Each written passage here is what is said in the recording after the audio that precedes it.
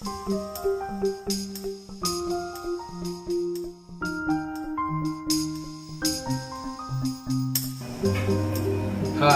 I am Kelvin Jendi Nuevo, 19 years old, fourth year college student taking up Hotel and Restaurant Management course at Tomas Claudio Memorial College, Morong Rizal.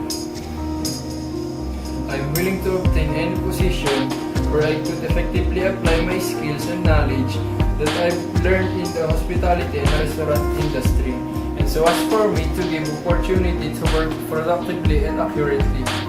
For my experience, I was conduct training last May at To Go Travel cruise ship as housekeeper, kitchen worker, server, and front office agent.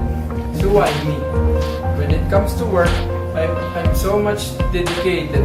I am hardworking and flexible person, friendly, honest, trustworthy, and also can lift heavy things, computer literate, and always on time.